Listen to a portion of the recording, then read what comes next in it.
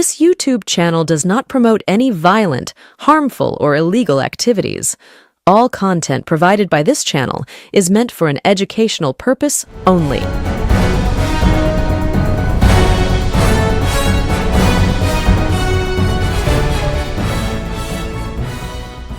নমস্কার, আমি প্রতিবেদক সায়ন্তন চক্রবর্তী। আপনারা দেখছেন বঙ্গচক্র ইউটিউব চ্যানেল। আজকের পর্বে অত্যন্ত গুরুত্বপূর্ণ একটি বিষয় আপনাদের সামনে তুলে ধরতে চলেছি। এই বাংলা, পশ্চিমবঙ্গ, এই পশ্চিমবঙ্গের অ্যাথলিট যিনি গোটা ভারতবর্ষ ব্যাপী বিভিন্ন জায়গায় নিজের যে খেলোয়াড় সত্তা, সেই খেলোয়াড় সত্তাকে তুলে ধরে সেই সত্তাকে প্রমাণ করেছেন, জিতেছেন ঘর ভর্তি মেডেল।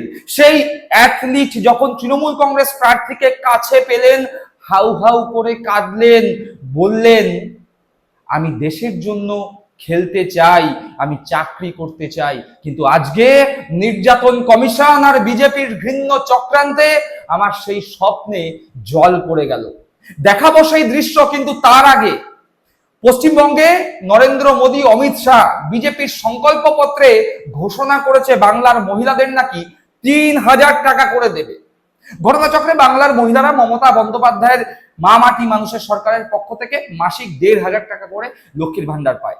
তাই সেই ১৫০০-এর বদলে বিজেপি বলছে তারা ক্ষমতায় আসলে ৩,০০০ টাকা করে দেবে। কিন্তু বাংলার মহিলারা কি ৩,০০০ টাকার লোভে প্রলুব্ধ হয়ে বিজেপিকে ক্ষমতায় আনতে চাইছে? ঘটনা কিন্তু অন্য কথা বলছে। এক মহিলা তিনি বলছেন আমরা দিদির ১৫০০ টাকা পাই, সেটাই ভালো, ৩,০০০ টাকা দরকার নেই। ঝাঁটা মারি বিজেপির কপালে। চট করে সেই বক্তব্য শুনুন। লক্ষ্মী ভান্ডার ৩,০০০ টাকা করে দেবে বলছে, তোদের মুখে লাথি মারি।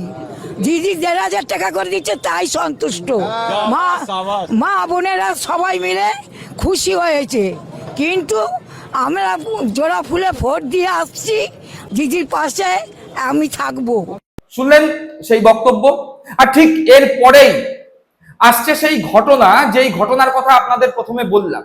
কেন সেই ঘটনার কথা আপনাদের বললাম তার কারণ আপনারা সবাই জানেন। নির্যাতন কমিশন এসআইআর নামক এক ঘৃণ্য চক্রান্ত করে বাংলা থেকে বাঙালিদের নাম ভোটার তালিকা থেকে বাদ দেওয়ার একটা পথ সুগম করেছে, সুপ্রশস্ত করেছে। আপনারা ইতিমধ্যে দেখতে পেয়েছেন ৯১ লক্ষ বাঙালি নাম বাদ গেছে বাংলার ভোটার তালিকা থেকে, যার মধ্যে ৬৩% হিন্দু সম্প্রদায়ের মানুষ এবং ৩৪% মুসলিম সম্প্রদায়ের মানুষ। অর্থাৎ ৬৩% হিন্দু বাঙালির নাম ভোটার তালিকা থেকে উধাও হয়ে গেল শুধুমাত্র মমতা বন্দ্যোপাধ্যায়কে হারানোর ঘৃণ্য চক্রান্তের জন্য।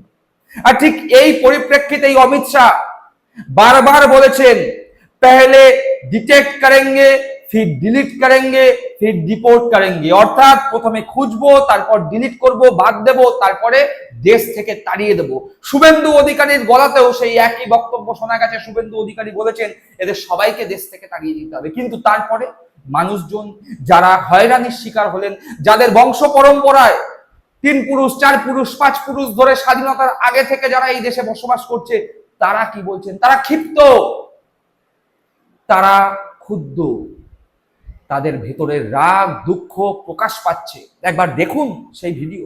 हम सबसे पहले इनकी पहचान करेंगे, फिर मतदाता सूची से इसको डिलीट करेंगे और फिर डिपोर्ट करेंगे। पहचान करेंगे, डिलीट करेंगे, डिपोर्ट करेंगे। यहाँ भाजपा की सरकार लाई है, ये लोग को वोटर लिस्ट से पहले डिलीट करना चाहिए, उसका बाद ये लोग को देश से बाहर कर देना चाहिए। এরা বাংলার কৃষ্টি কালচার সংস্কৃতি এরা বোঝে, বাংলায় আসবে তো বাংলায় আসতে গেলে বাঙালিই আসবে। जिसमें मेरा 5 घर है, 5 भाई, मतलब 2 भतीजा और 3 भाई है। तीनों भाई का भी डिलीट है और भतीजा भी डिलीट है।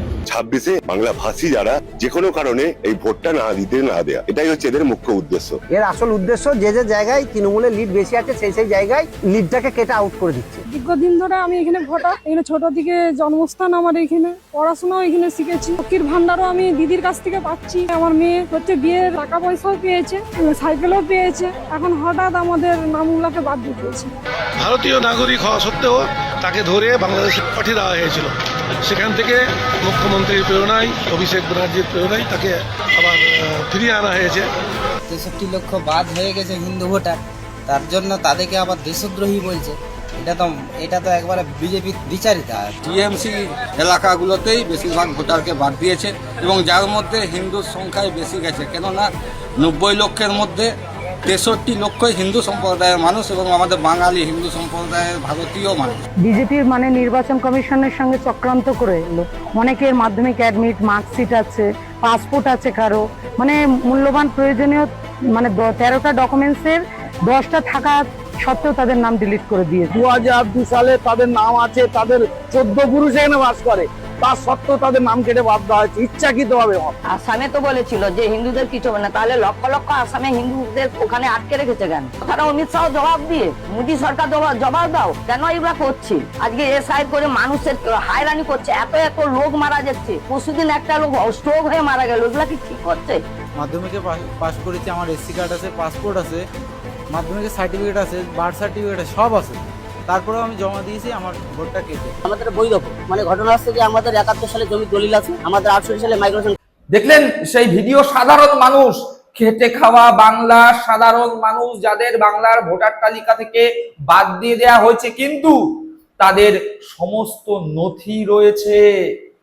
পাসপোর্ট থেকে শুরু করে অন্যান্য গুরুত্বপূর্ণ নথি থাকার পরেও বাংলার ভোটার তালিকা থেকে হিন্দু মুসলিম নির্বিশেষে বাংলা ভাষীদের নাম উধাও করে দেয়া হলো শুধুমাত্র বাংলা দখল করার ঘৃণ্য চক্রান্তের জন্য। ঠিক এই পরিস্থিতিতে খড়দার এক অ্যাথলিট, তার নামও ডিলিট করে দেয়া হয়েছে। সে চেষ্টা করছে, হাজার চেষ্টা করছে ভোটার তালিকায় যাতে তার নাম পুনরায় নথিভুক্ত হয়, কিন্তু সেই চেষ্টা ব্যর্থ হচ্ছে। জায়গায় জায়গায় দৌড়েও সে তার নাম তুলতে পারেনি, অথচ এই অ্যাথলিট গোটা ভারতবর্ষ ব্যাপী গেছেন, খেলেছেন, জয়লাভ করেছেন, সেই মেডেল তার ঘর ভর্তি। তৃণমূল কংগ্রেস প্রার্থীকে পাশে পেয়ে হাউ হাউ করে কাঁদছেন, বলছেন আমি তো খেলছিলাম একটা চাকরি পাওয়ার জন্য স্পোর্টস কোটায়, আজকে আমার ভবিষ্যৎ কি হবে? তার কারণ ইতিমধ্যেই বিহারে শোনা যাচ্ছে যাদের নাম ভোটার তালিকা থেকে বাদ গেছিল তাদের ড্রাইভিং লাইসেন্স থেকে শুরু করে ব্যাংক অ্যাকাউন্ট, আধার কার্ডেও প্রভাব পড়তে শুরু করছে, শোনা যাচ্ছে সেই কথা। তাহলে কি এই বাঙালি যুবকের সঙ্গেও একই ঘটনা ঘটতে চলেছে? অনিশ্চিত ভবিষ্যতের কথা ভেবে দুঃখে কাতর হয়ে তৃণমূল কংগ্রেস প্রার্থীকে কাছে পেয়ে নিজের দুঃখের কথা জানালেন সেই অ্যাথলিট, যে বাংলার ভবিষ্যৎ, যে ভারতবর্ষের ভবিষ্যৎ। এরকম হাজার হাজার অ্যাথলিট বাংলার কোনায় কোনায় ছড়িয়ে রয়েছে। আগে এই অ্যাথলিটের কথা শুনে নিন। আমি এই মুহূর্তে খড়দা বিধানসভার 109 নম্বর বিধানসভার বিলকান্ডা ওয়ানে হঠাৎ করে আমার সঙ্গে দেখা হলো সাগর আচার্য। সাগর আচার্য হচ্ছে একজন athlete, he is an athlete এবং বিভিন্ন রকমের স্পোর্টস করে। এবং সাগর আচার্যর নাম ভোটার লিস্ট থেকে বাদ গেছে। সবার 5 জনেরই নাম বাদ গেছে, 4 জনেরই নাম বাদ গেছে। ভাবুন, একটা অ্যাথলিট যে রাজ্যের হয়ে খেলে, ন্যাশনাল খেলে এবং কত প্রাইজও পেয়েছে, এখানকার এই অঞ্চলের মানুষ ওকে নিয়ে গর্বিত। এবং বিজেপির ভাষায় ও কিন্তু একজন দেশদ্রোহী। বিজেপি ধর্মেন্দ্র প্রধান, দিলীপ ঘোষ, ওনাদেরকে বলবো এই সাগর আচার্যকে দেখে যান। সাগর আচার্য একজন অ্যাথলিট, যার এত সাহস, এত ফিট একটা ছেলে, ও কাঁদছে যে 3 মাস ঘুম হয়, কোনো দোষ নেই কেউ। এবং 28 লক্ষ যে মানুষের নাম বাদ গেছে, তার মধ্যে আমরা জানি 63 থেকে 64% মানুষ সনাতনী হিন্দু সম্প্রদায়ের মানুষ। এই যে তোমার কি মনে হয়, এই যে তোমাদের নামটা কেন বাদ দেয়?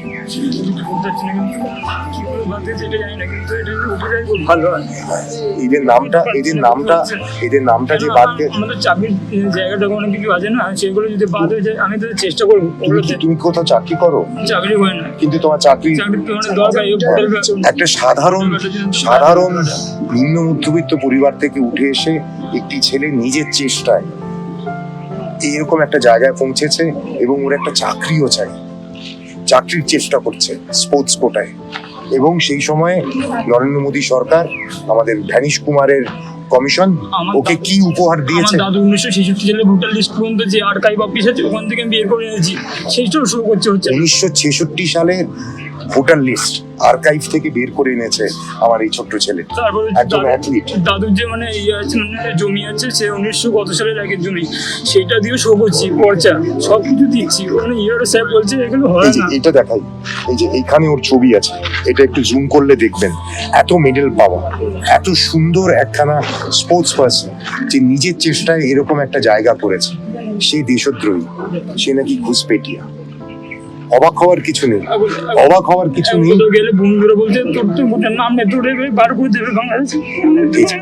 একটা ছেলে যে আমাদের সবাইকে গর্বিত করে তাকে ওনারা ভয় দেখায়। অবাক হওয়ার কিছু নেই। রিচা ঘোষের সঙ্গে একই জিনিস হয়েছে। যাদের সম্মান দেওয়া প্রাপ্য, যাদের আমাদের মাথায় তুলে রাখা উচিত, তাদেরকে ওরা এইভাবে পদে পদে তাদেরকে ওরা হ্যারাস করছে, তাদেরকে কষ্ট দিচ্ছে। এই একটি বাচ্চা ছেলে, এর এই চোখের জল কিন্তু বৃথা যাবে না। যে পাপ ওরা করছে তার প্রায়শ্চিত্ত কিন্তু এবারের ভোটেই হবে। 4 মের রেজাল্টের জন্য আপনারা অপেক্ষা করুন। আর আমি তোমায় বলছি, তোমাদের এই যে এন্টায়ার ফ্যামিলির পাশে, এইখানকার আমরা সবাই আমরা তোমাদের পাশে থাকবো এবং ট্রাইব্যুনালে আমরা অ্যাপিল করছি তোমার জন্য।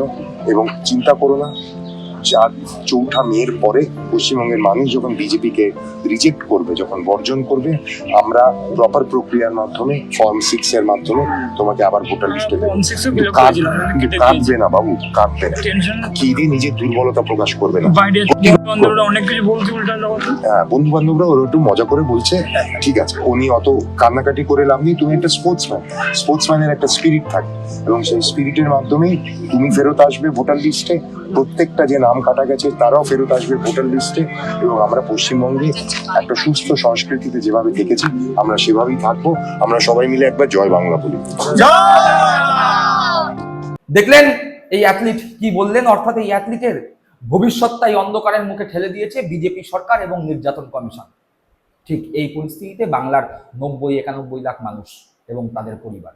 আর এরপরে বিজেপি ভাবছে 91 লক্ষ মানুষের পরিবারকে দুঃখ যন্ত্রণা দিয়ে রাস্তায় দাঁড় করিয়ে হয়রানির শিকার করে তারা নাকি বাংলার মসনদে বসবে। এই 91 লক্ষ পরিবারের মানুষরা সংঘবদ্ধভাবে বিজেপির বিরুদ্ধে আগামী 2026 বিধানসভা নির্বাচনে ভোট দেবে, দল মত ধর্ম বর্ণ রাজনীতির ঊর্ধ্বে উঠে। তা এখন থেকে খুব নিশ্চিতভাবে বলে দেওয়া যায়। আর শুধু এখানেই শেষ নয়, বিজেপি তো সাম দাম দণ্ড ভেদ ছল চাতুরি সবকিছু করে বাংলায় ক্ষমতায় আসার চেষ্টা করছে। তার পাশাপাশি সিপিএম আমলের দুয়ারে সাদা থান প্রকল্প, তৃণমূল করলে কংগ্রেস করলে সিপিএম এর বিরুদ্ধে কিছু বললে যেমন পৌঁছে যেত দুয়ারে সাদা থান, ঠিক সেই জিনিস ফিরিয়ে এনেছে এই বাংলায়। সেই ঘটনা আমরা পরবর্তী পর্বে দেখাবো। আমরা আশা করছি আপনারা পরবর্তী পর্বটি অবশ্যই দেখবেন। আর এই পর্ব সম্পর্কে আপনাদের মূল্যবান মতামত কমেন্ট বক্সে কমেন্ট করে জানাবেন। সকলে ভালো থাকবেন, সুস্থ থাকবেন। জয় হিন্দ, বন্দে মাতরম।